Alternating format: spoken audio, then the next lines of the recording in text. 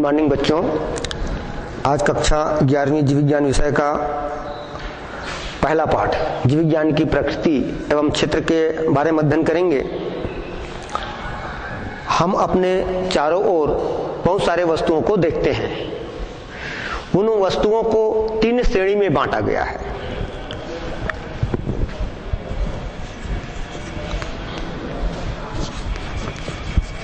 पहला श्रेणी सजीव, दूसरा निर्जीव और तीसरा मृत।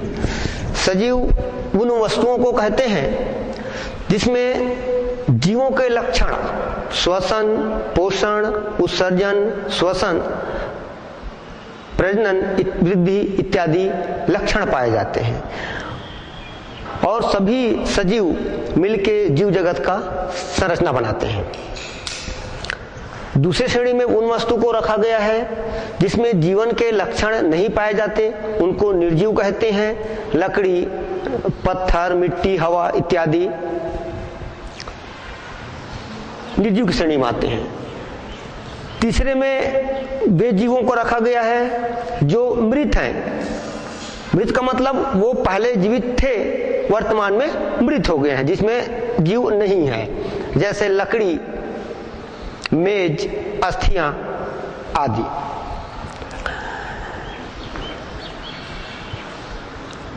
जीवमंडल का एक अभिलाक्षणिक गुण होता है कि वह जीवों को आधार प्रदान करता है, मतलब आश्रय देता है। अनुमान लगाया जाता है कि सूक्ष्म जीवों से लेकर उच्चतर किस्म के जीवों की लगभग 22.5 लाख की संख्या प्रकृति में है।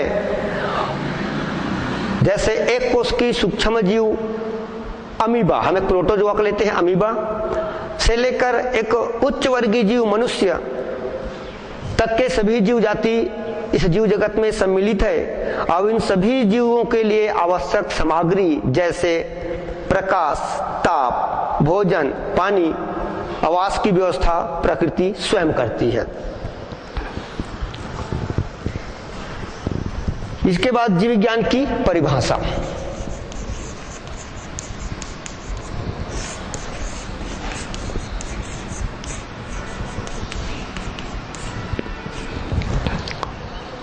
जीव विज्ञान विज्ञान का एक प्रमुख शाखा है। जीव विज्ञान जो है विज्ञान के एक प्रमुख शाखा है। इसके पहले विज्ञान को जाने। विज्ञान क्या है? विज्ञान किसी भी क्रिया, तथ्य अथवा वस्तु का व्यवस्थित एवं क्रमबद्ध ज्ञान, जिसको विज्ञान कहते हैं। विज्ञान शब्द की उत्पत्ति लैटिन भाषा के शब्द साइंटिया से हुआ, जिसका अर्थ है टू नो। एक शब्द लेते हैं साइंटिया, इसका अर्थ होता है टू नो, मतलब जानना। टू नो मतलब जानना। तो विज्ञान में किसी भी विषय वस्तु को सुव्यवस्थित एवं क्रमबद्ध अध्ययन है। जे.बी. कोनांट नामक एक वैज्ञानिक है जिन्होंने विज्ञान को परिभाषित किया। प्रयोगों तथा प्रेक्षणों द्वारा प्राप्त अंतर्ग्रथित विचारों की ऐसी श्रृंखला जो भविष्य के संभावित प्रयोगों तथा प्रेक्षणों के लिए लाभदायक सिद्ध हो, उसे विज्ञान कहते हैं। ये जे.बी. कोनांट ने कहा। अध्ययन की सुविधा के लिए विज्ञान की प्रमुख 2 शाखाएं हैं। एक सामाजिक विज्ञान, दूसरा प्राकृतिक विज्ञान। सामाजिक विज्ञान में मनुष्य की पारस्परिक संबंधों का अध्ययन किया जाता है। सामाजिक विज्ञान को भी सुविधा के लिए 2 शाखाओं में बांटा, एक समाज विज्ञान और दूसरा राजनीति विज्ञान। तो विज्ञान की शाखा में एक सामाजिक विज्ञान,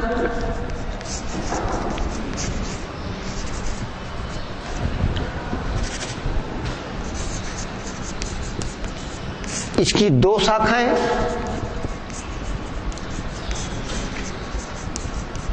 समाज विज्ञान और दूसरा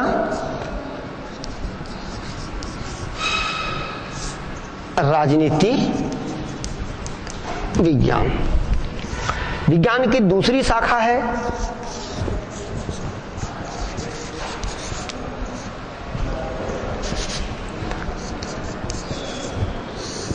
प्राकृतिक विज्ञान। इस प्राकृतिक विज्ञान में हम प्रकृति प्रदत्त वस्तुओं का अध्ययन करते हैं। प्राकृतिक विज्ञान में प्रकृति प्रदत्त मतलब प्रकृति से जो वस्तुएं हमको प्राप्त उपलब्ध हुआ है उन वस्तुओं का अध्ययन करते हैं, उसे बोलते हैं प्राकृतिक विज्ञान।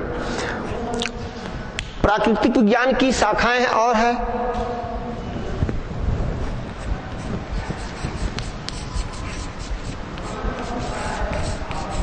एक भौतिकी विज्ञान,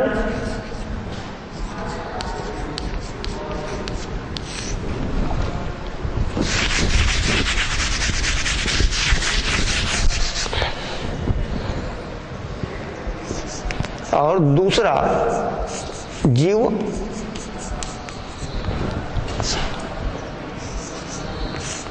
विज्ञान। तो प्राकृतिक विज्ञान की दो शाखाएं हो गई, एक भौतिकी विज्ञान और दूसरा जीव विज्ञान। प्राकृतिक विज्ञान मतलब प्रकृति प्रदत्त वस्तुओं का अध्ययन किया जाता है। जो वस्तुएं प्रकृति से हमको प्राप्त होती है उसे प्राकृतिक विज्ञान कहते हैं। इनकी दो शाखाएं, एक भौतिकी विज्ञान और दूसरा जीव विज्ञान।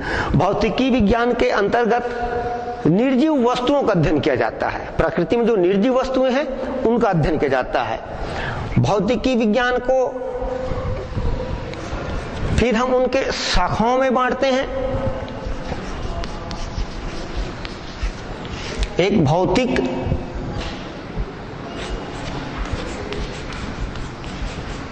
दूसरा रसायन, तीसरा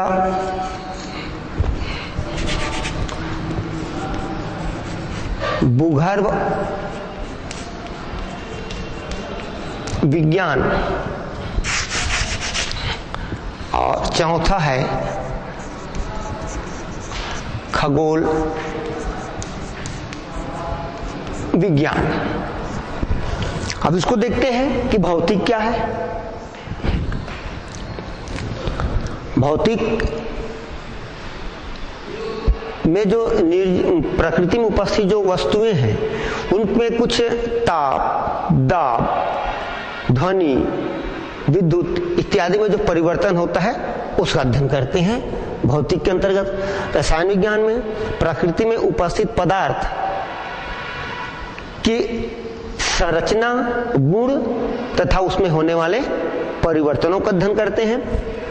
भूगर्भ विज्ञान में पृथ्वी की संरचना, पृथ्वी के गुण और पृथ्वी में होने वाले परिवर्तनों का अध्ययन किया जाता है। खगोल विज्ञान में अंतरिक्ष में उपस्थित खगोलीय पिंडों का अध्ययन किया जाता है। ये भौतिकी विज्ञान के अंतर्गत।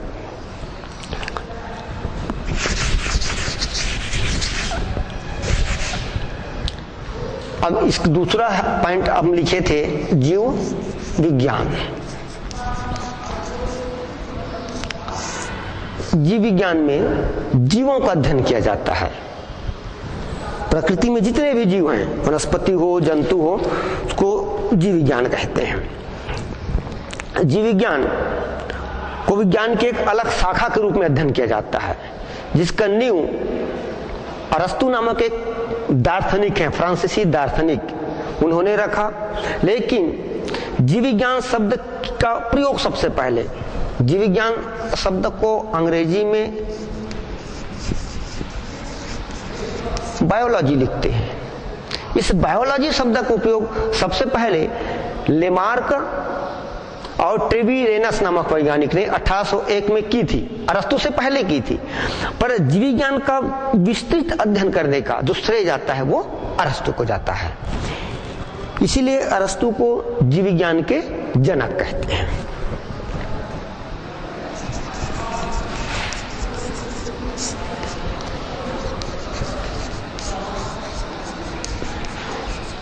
जीव विज्ञान के जनक के नाम से जानते हैं अरस्तु को। जीव विज्ञान जो शब्द है ये ग्रीक भाषा के दो शब्द से मिलकर बना है। जो बायोलॉजी है ये ग्रीक भाषा के 2 शब्द से मिलकर बना है। देखते जाइए, बायोस मतलब अंग्रेजी में लाइफ, और लाइफ का मतलब जीवन।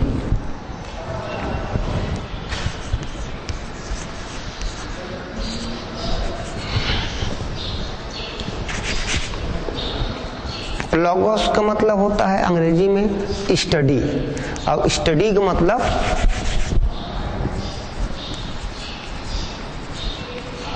अध्ययन। तो जीव विज्ञान जीवन का अध्ययन या जीवों का अध्ययन, इसका शाब्दिक अर्थ हुआ जीव विज्ञान का। बायोलॉजिक शाब्दिक अर्थ क्या हुआ? जीवों का अध्ययन करना। और एक परिभाषा दिया गया जीव विज्ञान का। जीव विज्ञान विज्ञान की वह शाखा है जिसके अंतर्गत उस पदार्थ या ऊर्जा का अध्ययन किया जाता है जो जीव तंत्र का भाग है या था। अब जीव तंत्र का भाग है वर्तमान में जो जीवित है, और था मतलब जो मृत हो चुका है, उसका भी अध्ययन जीव विज्ञान के अंतर्गत करते हैं। जैसे अस्थियां, हड्डी मृत है लेकिन उसका अध्ययन करते हैं। उसी प्रकार से लकड़ी, फर्नीचर, टेबल जो है ये सब मृत है, लेकिन इसको हम जीव विज्ञान के अंतर्गत अध्ययन करते हैं। पर वो कभी ना कभी जीव तंत्र का भाग था, पहले था, पर अभी जीवाश्मों का अध्ययन करते हैं। फिर जीव विज्ञान की शाखाएं।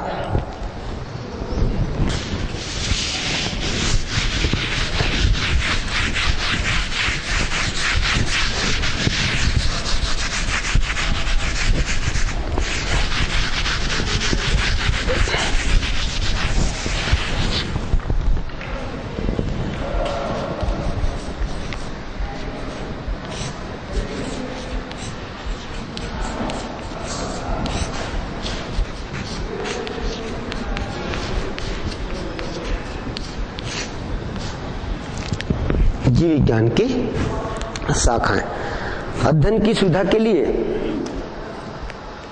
जीव विज्ञान को, या आप ऐसे कहें कि जीव विज्ञान जो है विज्ञान का एक अत्यंत विकसित विषय है आज के परिवेश में, जिसे मोटे तौर पर अध्ययन की सुविधा के लिए 2 शाखाओं में बांटते हैं।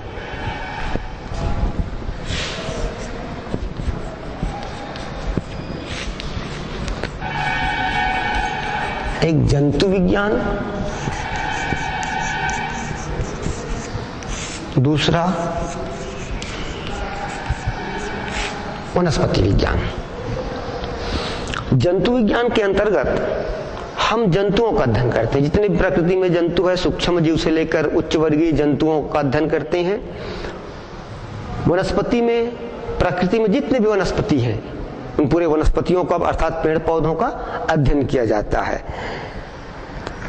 आपको यह जानकर आश्चर्य होगा कि प्रकृति में लगभग 12 लाख प्रकार के जंतु और 5 लाख प्रकार के पादप पाए जाते हैं, और निरंतर नए नए जंतुओं की, पादपों की खोज होती रहती है। हमारे जो वैज्ञानिक हैं इनका काम ही है नए पादप खोजना, जंतु खोजना, हर साल खोजते रहते हैं। तो इतने प्रकार के जीवों को, सभी जीवों की सभी क्रियाओं का अध्ययन करना संभव नहीं है। इस कारण जीव विज्ञान के अध्ययन को और सुविधाजनक बनाने के लिए उनको और बहुत सारे शाखाओं में बांटा गया है। ये तो मुख्य 2 शाखा हुआ। अब इन दोनों जंतु विज्ञान और वनस्पति विज्ञान, इनकी और बहुत सारे शाखाएं हैं।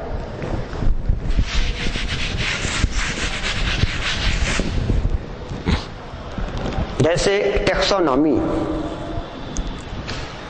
एक शाखा है टेक्सोनॉमी।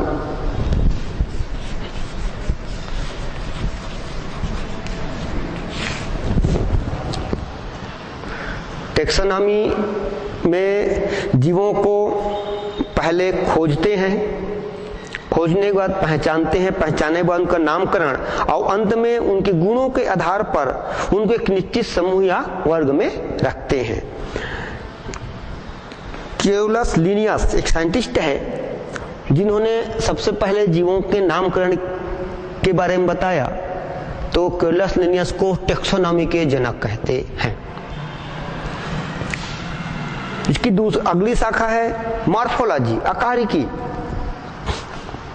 इसमें जीवों के बाह्य स्वरूप और बाह्य आकार, वो दिखता कैसे है, उसका अध्ययन किया जाता है।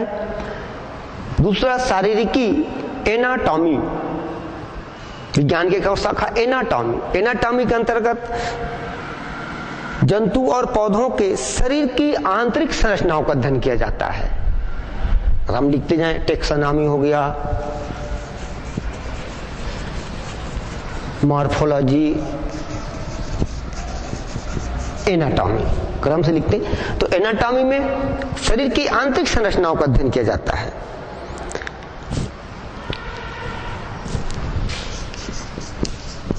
हिस्टोलॉजी, शरीर के अंदर जो ऊतकीय व्यवस्था है, ऊतक की जो संरचना है, उनका अध्ययन किया जाता है। इसके अंतर्गत वैज्ञानिक विधि के द्वारा ऊतकों को काटना, काटने के बाद ऊतकों को रंगना, निर्जलीकरण करना या स्थिरीकृत करना इत्यादि क्रिया हिस्टोलॉजी के अंतर्गत होता है।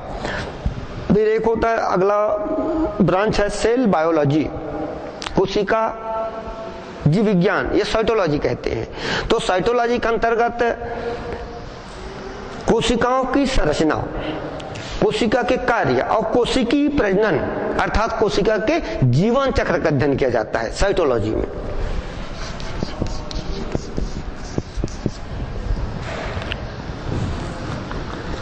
फिर बायोकेमिस्ट्री, जीव रसायन, जीव विज्ञान की वह शाखा है जिसके अंतर्गत जीवित कोशिका के अंदर उपस्थित रासायनिक पदार्थों का अध्ययन करते हैं कि जीव के शरीर के अंदर जैसे कार्बोहाइड्रेट, प्रोटीन, वसा आदि तथा उनमें उपापचय क्रिया में क्या योगदान है उस पदार्थ का,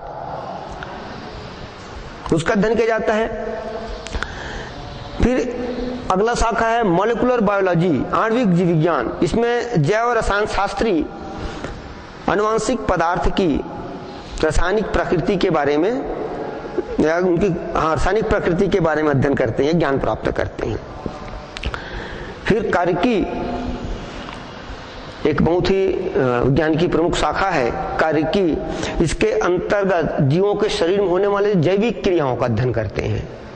जैसे पाचन, हम भोजन ग्रहण करते हैं, वो पचता कैसे है, हमारे शरीर के अंदर उसका विघटन कैसे होता है, इसको अध्ययन करते हैं फिजियोलॉजी के अंतर्गत। एम्ब्रियोलॉजी, भ्रूणिकी, इसके अंतर्गत गेमिटोजेनेसिस, गेमिट बनने की प्रक्रिया, फर्टिलाइजेशन, जाइगोट बनने की प्रक्रिया, जाइगोट में क्या परिवर्तन होता है, जाइगोट के बाद भ्रूण कैसे बनता है, ये पूरी प्रोसेस का अध्ययन करते हैं। एम्ब्रियोलॉजी कहलाता है विज्ञान की शाखा। अगली शाखा इकोलॉजी, पारिस्थितिकी, यह वह शाखा है जिसके अंतर्गत जीवों के आपसी संबंध, वातावरण और जीव के बीच क्या संबंध है। हम प्रकृति में जीवित हैं, हम जीवित क्यों हैं, वातावरण और हमारे बीच कुछ न कुछ संबंध है, तभी हम जीवित हैं, इसका अध्ययन करते हैं इकोलॉजी के अंतर्गत। विज्ञान की एक और प्रमुख शाखा है अनुवांशिकी, जीनेटिक्स। विज्ञान की वह शाखा है जिसके अंतर्गत जीवों में पाई जाने वाली समानता, विभिन्नता और अनुवांशिकता का अध्ययन करते हैं। तीन चीज यहां पर है, एक समानता, विभिन्नता और अनुवांशिकता। मनुष्य का संतान हमेशा मनुष्य होगा, समान है, पर माता पिता थोड़ा भिन्न भी होगा, सेम माता पिता की टाइप नहीं होगा, थोड़ा भिन्नता आ गई। अगर एक माता पिता के दो संतान हैं, फिर दोनों में थोड़ा थोड़ा भिन्नता रहता है, फिर दोनों में समानता भी है, यही अनुवांशिकता है। इसका अध्ययन करने वाले वैज्ञानिक हैं ग्रेगोर जॉन मेंडल, जिसको अनुवांशिकी के जनक कहते हैं।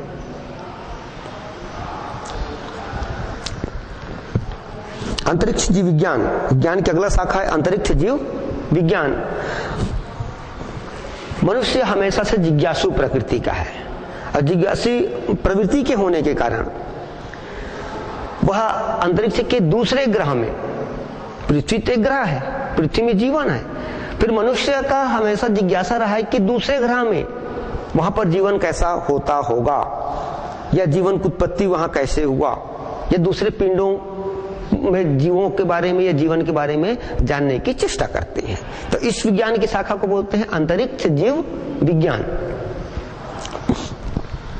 सूजनिकी विज्ञान की अगली शाखा है सूजनिकी, जीव विज्ञान की आधुनिक शाखा है ये सूजनिकी, जिसके अंतर्गत आनुवंशिकता के आधार पर मानव जाति को श्रेष्ठ बनाने की विधियों अध्ययन करते हैं। आनुवंशिकता के आधार पर मानव जाति को और श्रेष्ठ कैसे बनाया जाए, यह है सूजनिकी। ये इनके मौलिक जीव विज्ञान के अंतर्गत है। कुछ व्यवहारिक जीव विज्ञान भी है।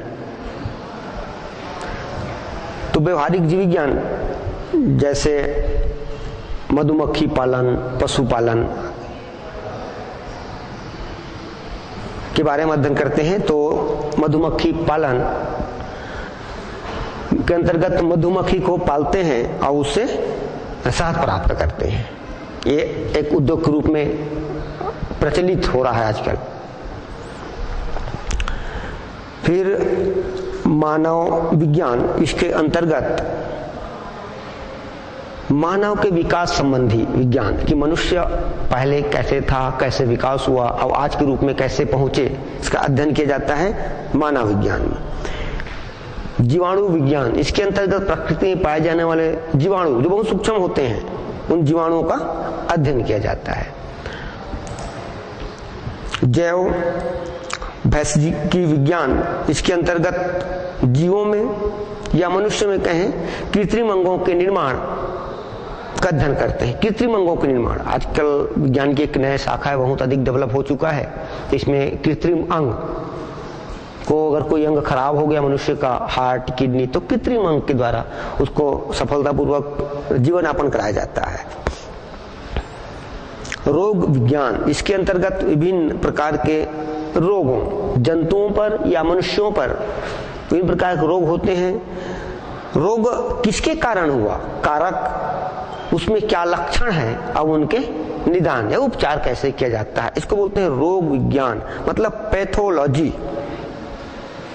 जिसके अंतर्गत विभिन्न प्रकार के, जैसे मनुष्यों को देखें, एक पैथोलॉजी रहते हैं, ब्लड टेस्ट कराते हैं और वो ब्लड टेस्ट कराएंगे तो उससे मलेरिया है या टाइफाइड है, तो रोग का पता चलता है, फिर उसके बाद उसका उपचार किया जाता है। ये रोग विज्ञान होता है। रेशम कीट पालन,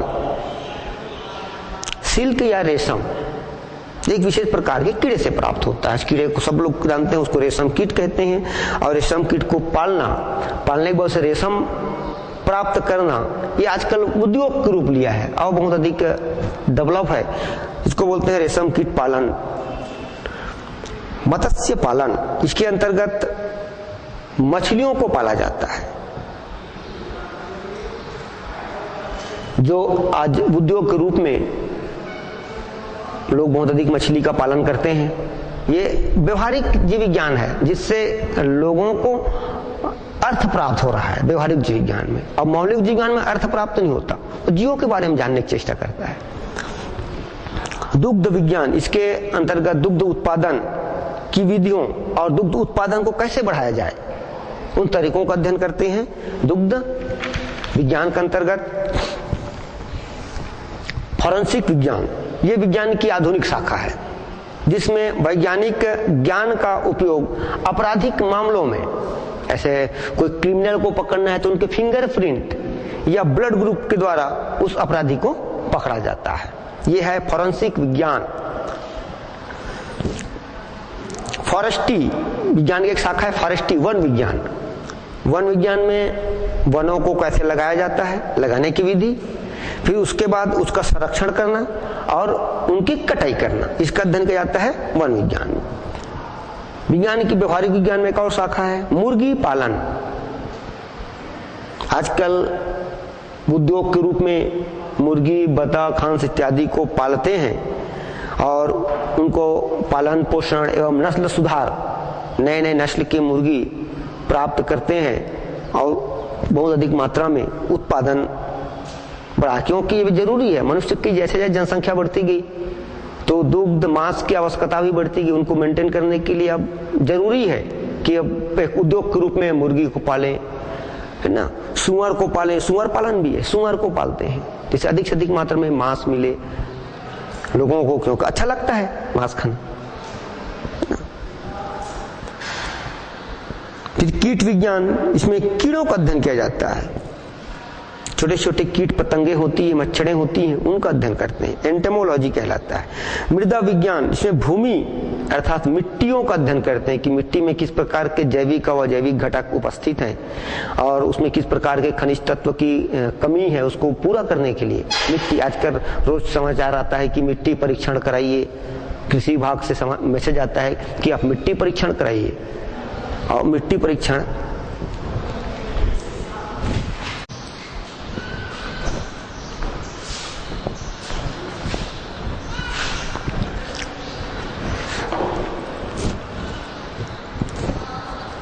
मृदा विज्ञान में मिट्टी का परीक्षण किया जाता है जिसमें उपस्थित जैविक और अजैविक घटकों के बारे में जानकारी प्राप्त होती है। विज्ञान की अगली शाखा है जीव भूगोल। इसके अंतर्गत दोनों ही प्रकार के जीवों के भौगोलिक वितरण का अध्ययन करते हैं। जीवों के भौगोलिक वितरण कि कौन सा जीव किस भौगोलिक वातावरण में जीवित है। जैसे हिमालय तरफ एक भालू और वो उत्तरी भारत और दक्षिणी भारत दोनों के भालू अर्थात बियर में रहन सहन के कारण उसमें अंतर आ गया है। अब दोनों के बीच आपसी सहयोग भी नहीं हो सकता। तो इस प्रकार से जीव भूगोल का अध्ययन किया जाता है। फिर विकास, विज्ञान की एक शाखा है विकास। इसमें जंतु के विकास और उनके पूर्वजों एवं जीवाश्मों का अध्ययन करते हैं कि जंतु का विकास कैसे हुआ।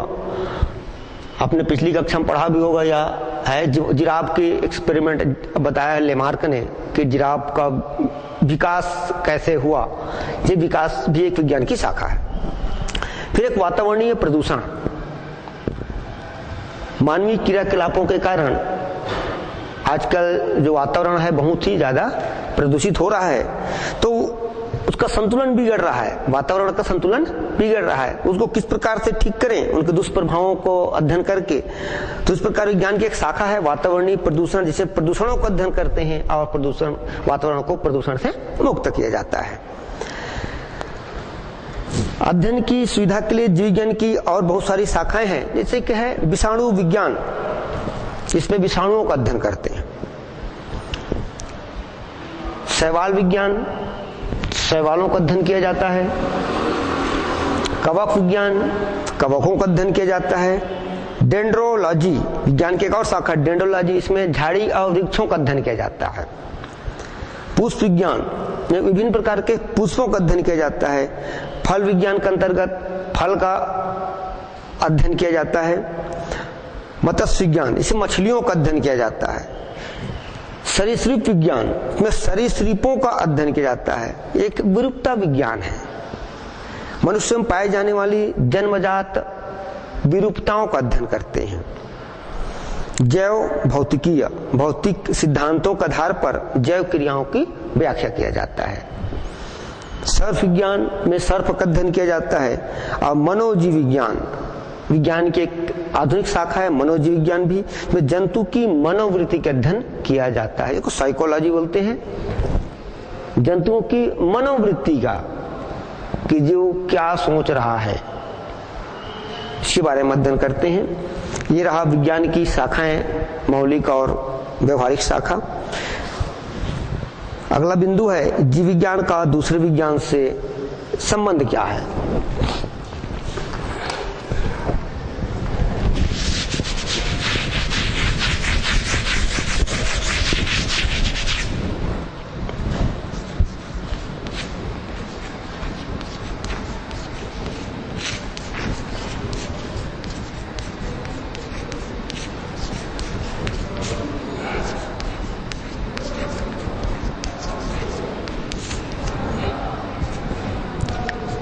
जीव विज्ञान का दूसरे विज्ञान से संबंध।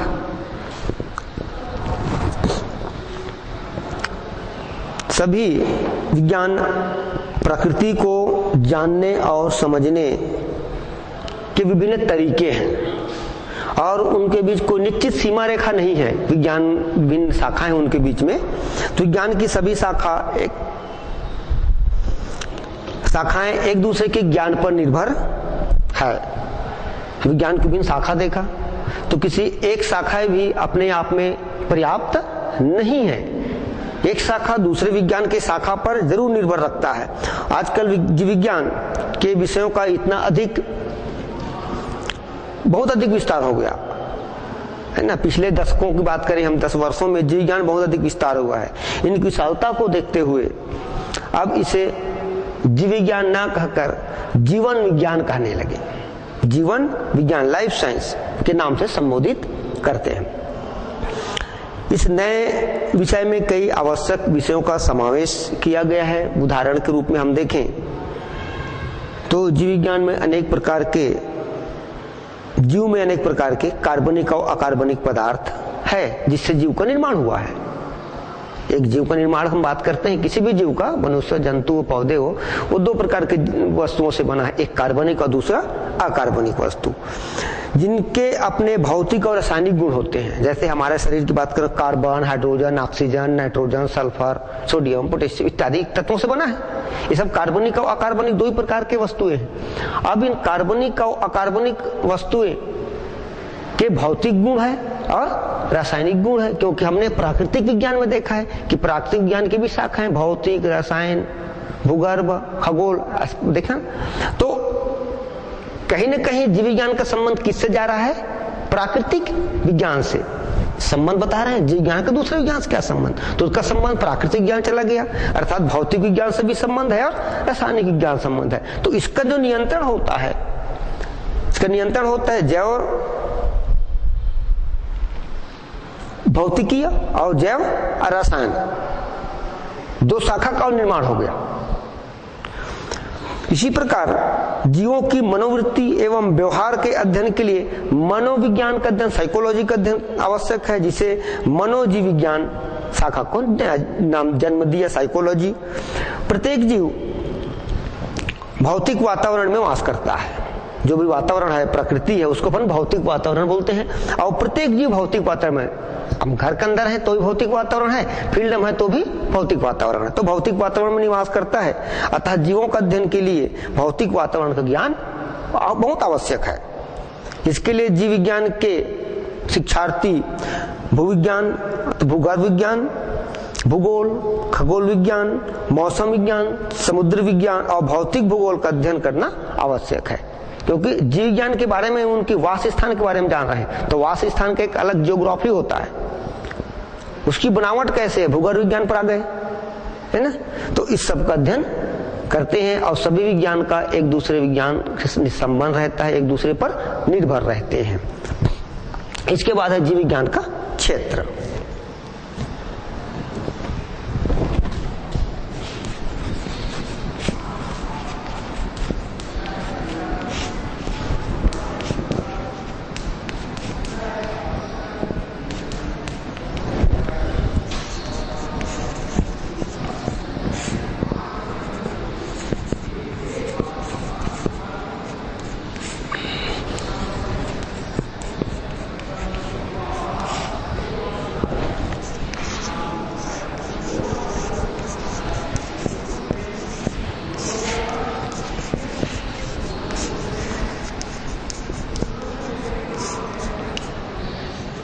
मौलिक जीव विज्ञान और व्यवहारिक जीव विज्ञान।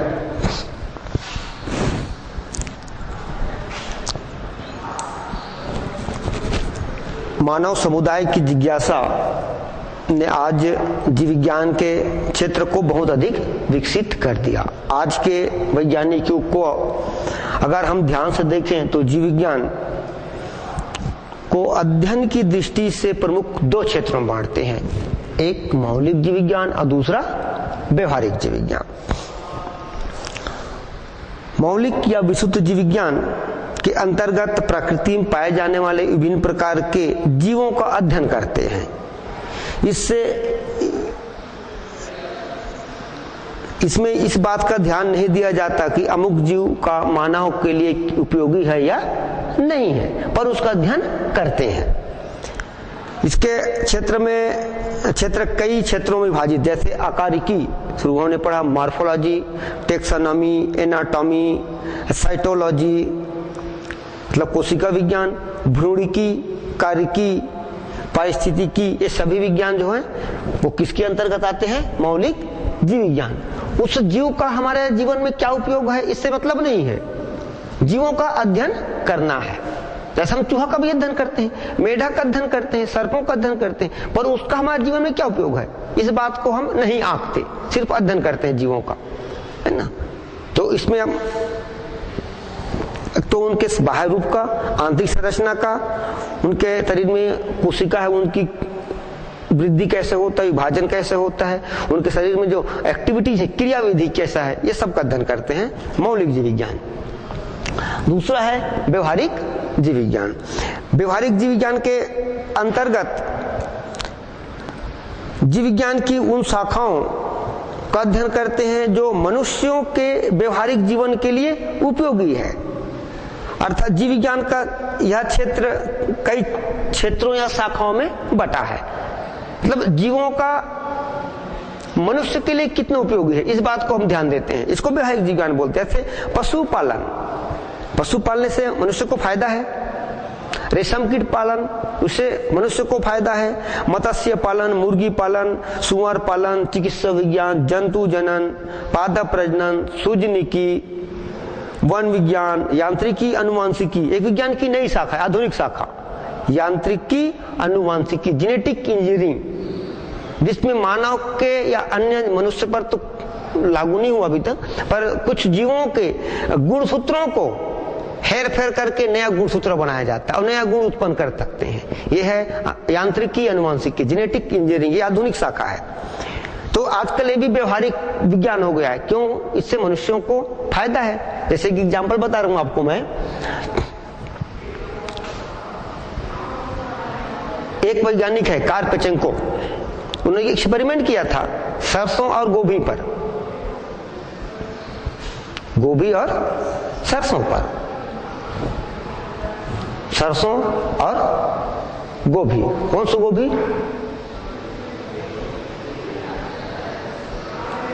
कौन सा गोभी हो सकता है, चलो बताइए। एक सरसों है और दूसरा मूली पर लेते हैं, सरसों और मूली लेते हैं एग्जाम्पल।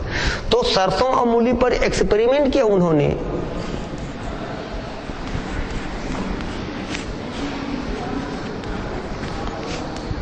ना, सरसों को बोलते हैं ब्रासिका, मूली को बोलते हैं रेफेनो, पूरा नाम रेफेनो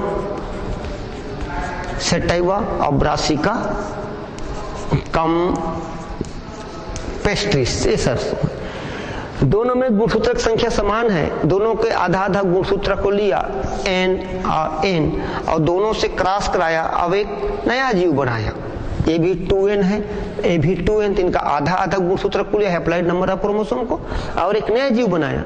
इस नया जीव को नाम इन्होंने रखा रेफेनो ब्रासिका, एक नाम, इधर से रेफेनो लिए, यहां से ब्रासिका। उनका उद्देश्य ये था, जेनेटिक इंजीनियरिंग के द्वारा बना, उनका उद्देश्य ये था कि एक ही ऐसा पौधा तैयार हो जो नीचे की ओर मूली का ट्यूबर हो एक ही पौधे में, और ऊपर से पत्तियां, इसमें पुष्पक्रम आए और इसमें सरसों के फल बने। तो एक ही सीजन में एक ही एग्रीकल्चर फील्ड में एक साथ डबल उत्पादन, नीचे मूली कंद, ऊपर सरसों, ये सोच के उन्होंने बनाया इसी जेनेटिक इंजीनियरिंग के अंतर्गत। पर उनका एक्सपेरिमेंट गड़बड़ हो गया, नीचे में सरसों के जड़ आ गया, ऊपर है मूली की पत्ती, एक्सपेरिमेंट सक्सेस नहीं हुआ। ठीक उसी प्रकार और कुछ दूसरा वैज्ञानिक जिन्होंने टमाटर और आलू पर एक्सपेरिमेंट किया था, सेम यही सोच के किया था कि नीचे में आलू का कंद हो, ऊपर की जो पत्तियां फ्लावर उसमें टमाटर लगे। लेकिन उसका जस्ट क्रोमोसोम का अरेंजमेंट, गुणसूत्रीय अरेंजमेंट कैसे हुआ, विपरीत हो गया। नीचे में आलू टमाटर की जड़ें, ऊपर में आलू की पत्ती। ये आधुनिक विज्ञान है। तो इस प्रकार से जीव विज्ञान का क्षेत्र बहुत विस्तृत है। अगला है जीव विज्ञान के अध्ययन की कुछ सामान्य विधियां कि जीव विज्ञान के अध्ययन में क्या क्या विधि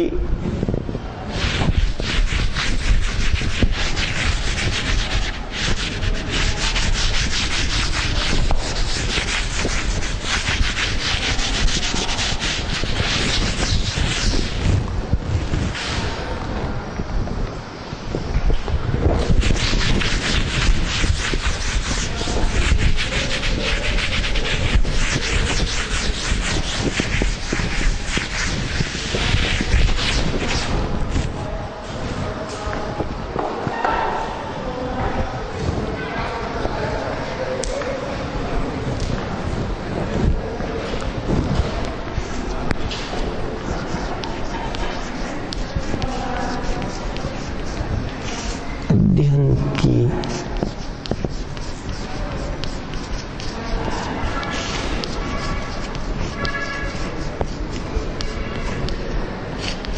सामान्य विधियां। पहले आपने पढ़ा कि प्रयोगों तथा प्रेक्षणों से प्राप्त अंतर्ग्रथित विचारों की ऐसी श्रृंखला जो भविष्य के संभावित प्रयोगों तथा प्रेक्षणों के लिए लाभदायक सिद्ध हो, उसको विज्ञान कहते हैं। साधारण भाषा में कहें, प्रयोगात्मक निरीक्षणों द्वारा प्राप्त खोजों पर आधारित सुव्यवस्थित एवं क्रमबद्ध ज्ञान को विज्ञान कहते हैं।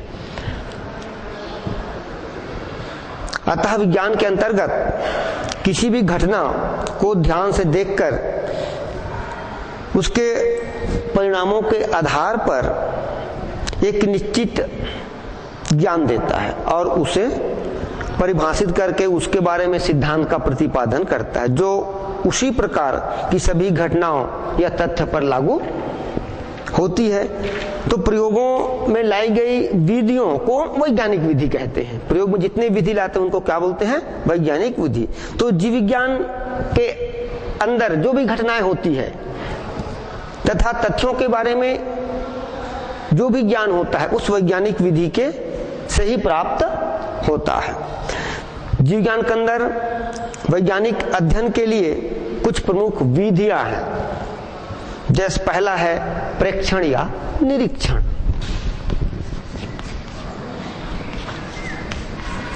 प्रेक्षण या निरीक्षण।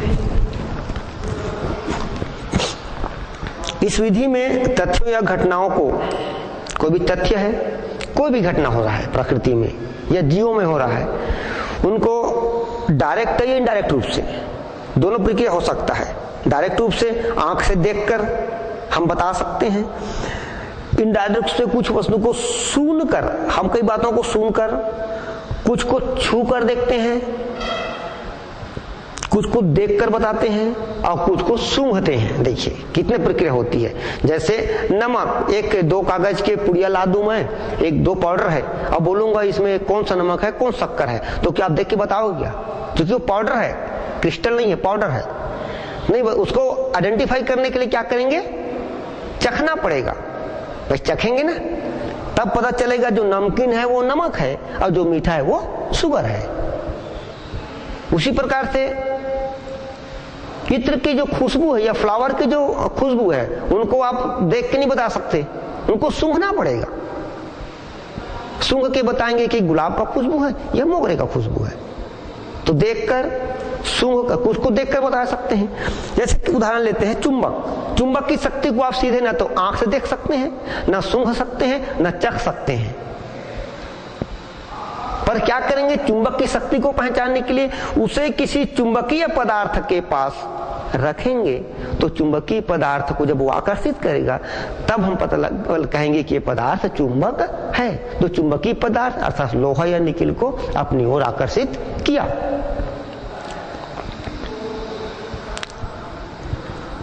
तो इस प्रकार से कई वर्षों का निरीक्षण उस घटना या तथ्य के बारे में कई जानकारी देता है। यह निरीक्षण हो गया, देखना, सुनना इत्यादि। उसके बाद तथ्य या घटना या समस्याओं को परिभाषित करना। अब कोई तथ्य है या घटना है या कोई समस्या, उसको कैसे परिभाषित करने हैं, तो तथ्य,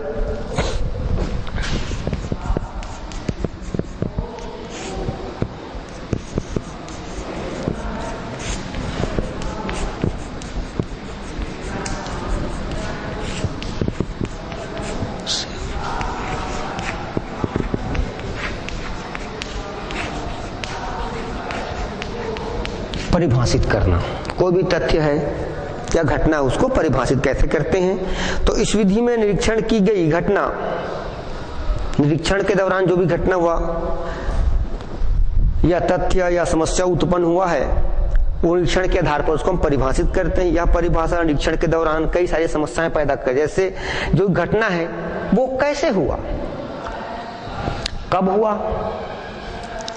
कहां हुआ, क्यों हुआ और अंत में क्या हुआ। ऐसे 4-5 पॉइंट है, कब, कैसे, कहां, क्या, क्यों। इन सारी प्रश्न का उत्तर तथ्य और घटना से ही प्राप्त होता है।